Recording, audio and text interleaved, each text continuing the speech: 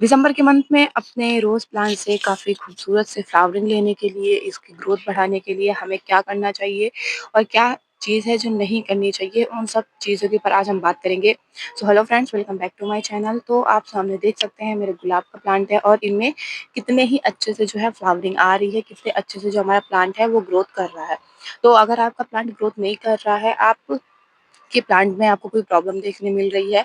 अक्सर क्या होता है कि जो दिसंबर का महीना होता है इसमें ठंड ज़्यादा बढ़ जाती है, जिससे कि जो रोज़ प्लांट होते हैं वो ख़राब हो जाते हैं, उनमें जो फ्लावरिंग होती है वो इतनी अच्छे से अब हमें नहीं मिलती है। जैसे कि आप सामने देख रहे हैं प्लांट मेरे कितने हेल्दी है, क्योंकि कुछ केयर टिप्स होती हैं रोज़ प्लांट की जो कि हर सीज़न में अलग-अलग होती हैं और हमें हर सीज़न के अकॉर्डिंग उनकी देखभाल करनी पड़ती है। अगर आप सीज़न के अकॉर्डिंग उनकी देखभाल नहीं करते हैं तो हमारा प्लांट जो होता है ख़राब हो जाता है और इतने अच्छे से ये सर्वाइव नहीं कर पाता है, ना ही इनमें फ्लावरिंग देखने मिलेगी, ना ही इनमें हमें कलियाँ मिलेंगी। तो कुछ केयर टिप्स मैं आपके साथ शेयर करने जा रही हूँ जो कि आप अगर फॉलो करोगे तो आपका रोज़ प्लांट भी ऐसे फूलों से भर जाएगा और आपका जो रोज़ प्लांट है बहुत अच्छे से ग्रो करेगा। पहली चीज़ जो होती है फुल सनलाइट। मैं हमेशा आपको हर वीडियो में अपने कहती हूँ कि जो रोज़ प्लांट है वो सन लविंग प्लांट होता है, इसको प्रॉपरली धूप चाहिए। तो इसको आप इतना धूप दीजिए कि पूरे दिन आप इसको ऐसी जगह शिफ्ट करिए जहाँ पूरे दिन की धूप मिले इसको। धूप से क्या होता है, प्लांट एक तो अच्छे से खाना बनाता है, दूसरा जो हम वाटरिंग करते हैं वो जो पानी होता है वो भी धूप एब्ज़ॉर्ब करता है, जिससे कि जो मिट्टी होती है उसमें फंगस नहीं लगता है, मिट्टी ज़्यादा टाइम तक गीली नहीं बनी रहती है, रूट्स भी सही रहते हैं। अगर मिट्टी ज़्यादा टाइम तक गीली रहेगी तो रूट्स भी अच्छे से सर्वाइव नहीं कर पाएँगे, इसलिए धूप दिखाना बहुत ज़रूरी होता है। और धूप के कारण ही जो हमारे प्लांट होते हैं, जो फ्लावर्स होते हैं वो कलियाँ भी निकालते हैं, क्योंकि इनका जो खाना होता है वो धूप के थ्रू ही ये बनाते हैं। जब ये खाना बनाएँगे तभी आपको इनमें फ्लावरिंग ज़्यादा अच्छे से देखने को मिलेगी, इसलिए धूप बहुत ज़रूरी होती है प्लांट्स में। तो धूप आप बिल्कुल भी स्किप मत करिए। प्रॉपर डे की धूप दीजिए इन्हें, पूरे दिन की धूप, ऐसे सनलाइट पे ये प्लांट आपका चले, आप इस चीज़ का ध्यान रखिए। नेक्स्ट चीज़ क्या होती है, वाटरिंग। वाटरिंग भी आपको सोच समझ के करनी है, जब आपकी मिट्टी सूख जाए तभी करनी है।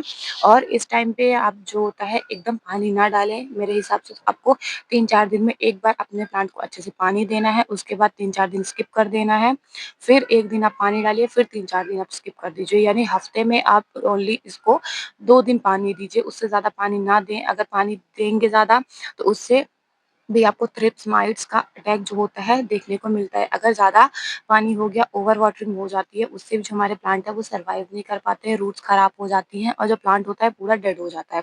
नेक्स्ट, जब भी फ्लावर खिल जाए तो आप उसके बीच-बीच में पिंचिंग ज़रूर कर दीजिए। फ्लावर खिलने के बाद जब डेड हो जाए तो आप उनकी पिंचिंग करना बिल्कुल मत भूलिए। पिंचिंग करने से जो प्लांट है वो न्यू-न्यू ग्रोथ निकालेगा।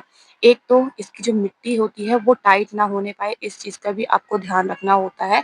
तो इसको क्या करिए, आप गुड़ाई ज़रूर करिए बीच-बीच में अपने प्लांट को। आप जितनी ज़्यादा अपने प्लांट्स में गुड़ाई करेंगे, उतने ही अच्छे से आपकी जो प्लांट है वो ग्रोथ करेगा, क्योंकि गुड़ाई करने से जो रूट्स होती हैं, जो मिट्टी होती है वो भी हल्की हो जाती है, जिससे रूट्स में हमारे ऑक्सीजन और साथ में धूप जो है पड़ती है, जिसके कारण जो हमारा प्लांट होता है बहुत ही अच्छे से सर्वाइव करता है। ज़्यादा से ज़्यादा कलियाँ प्रोड्यूस करता है, ज़्यादा से ज़्यादा हेल्थ अपनी बढ़ाता है, क्योंकि अगर मिट्टी अच्छी नहीं होगी और एकदम हार्ड मिट्टी होगी तब भी हमारा प्लांट ग्रो नहीं कर पाएगा।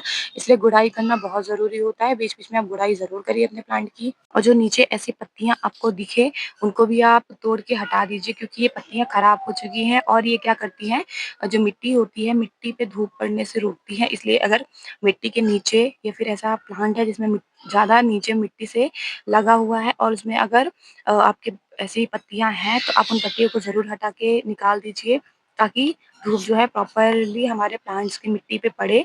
और अक्सर क्या होता है कि इन्हीं के कारण अगर हम पानी देते हैं और जो पत्ते होते हैं वो पास में रहते हैं, इसी से हमारे प्लांट्स में फंगस लगने के भी चांसेस काफ़ी ज़्यादा बढ़ जाते हैं मिट्टी में। एक चीज़ आपको और ध्यान रखनी है कि जो आपको मिट्टी लेनी है अपने प्लांट की वो एकदम वेल ड्रेन्ड लेनी है। साथ में जो मिट्टी होती है उसका जो आप बोल सकते हो एकदम थिक नहीं होनी चाहिए। ऐसी सॉफ्ट मिट्टी, भुरभुरी मिट्टी आपको लेनी है। इसमें आप क्या कर सकते हो, सबसे जो अच्छा सॉइल मिक्सचर होता है हमारा, उसमें आप ले लीजिए 50% जो हमारा ये राइस हस्क होता है, यानी चावल का जो छिलका होता है वो, और आप इसमें 20% सैंड मिला सकते हैं। सैंड आप स्किप भी कर सकते हैं, क्योंकि जो राइस हस्क होता है वो सैंड का ही काम करता है।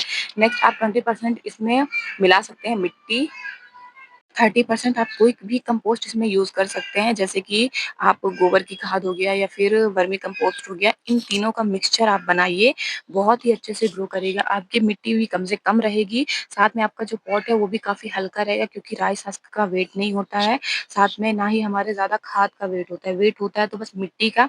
तो अगर मिट्टी आप कम से कम लगाओगे तो प्लांट में बहुत अच्छे से बनेगा। और जो राइस हस्क होता है, एक चीज़ का ध्यान रखना है कि जो चावल का छिलका होता है वो आपको इंस्टेंटली यूज़ नहीं करना है।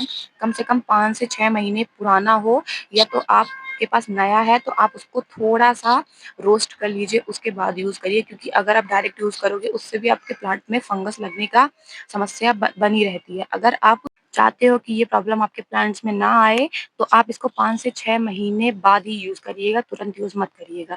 एक चीज़, जब आपका प्लांट ऐसे हो जाए, मतलब फ्लावर जो है उनके खिल जाएँ, तो आप उनकी डेड हेडिंग करना बिल्कुल मत भूलिए, जैसा कि मैं सामने आपको करके दिखा रही हूँ। डेड हेडिंग से क्या होगा कि जो न्यू-न्यू ब्रांचेज़ होती हैं वो बहुत जल्दी आती हैं और बहुत जल्दी जो हमारा प्लांट होता है वो फ्लावरिंग भी करता है।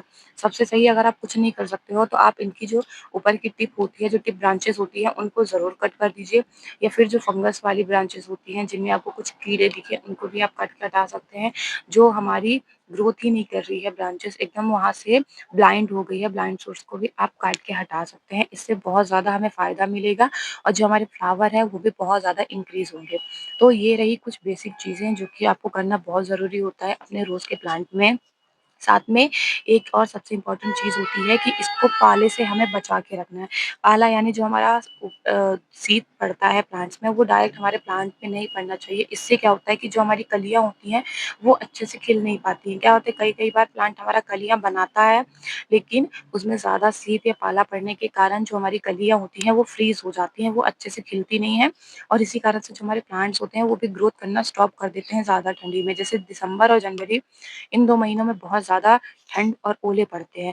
इसलिए आपको क्या करना है कि दिन में आप इनको ऐसी जगह शिफ्ट करें जहाँ एकदम से धूप मिले और शाम को आप ऐसी जगह शिफ्ट कर दीजिए जहाँ इस पे डायरेक्ट हमारे शीत या पाले जो हैं वो ना पड़ सके। अगर डायरेक्ट पड़ेंगे तो हमारी कलियाँ भी अच्छे से नहीं खिलेंगी और प्लांट भी खराब होने के चांसेस बढ़ जाएँगे। अब बात करते हैं हम एक सुपर खाद की, जो कि बहुत ज़रूरी होता है प्लांट्स में देने के लिए। उसकी जो प्लांट्स की बेसिक नीड होती है, नाइट्रोजन, फास्फोरस और पोटेशियम, ये चीज़ चाहिए उसको कलियाँ बनाने के लिए, पत्तियाँ ग्रो करने के लिए और प्लांट्स को ग्रीन रखने के लिए, कलियाँ बनाने के लिए। तो वो हमारे ओनियन पील में बहुत अच्छे से होता है, यानी भरपूर मात्रा में हमारे प्याज़ में पाया जाता है। आपको करना क्या है, प्याज़ के आपको 5 से 6 प्याज़ के छिलके ले लेने हैं। आप अपने हिसाब से ले सकते हैं प्याज़ के छिलके और उसको ओवरनाइट के लिए पानी में डाल दीजिए। उसी में आपको डालना है 1 चम्मच चाय की पत्ती, जी हाँ, चाय की पत्ती, बिना यूज़ की हुई चाय की पत्ती, आप 1 चम्मच अपने उसी पानी में डाल दीजिए।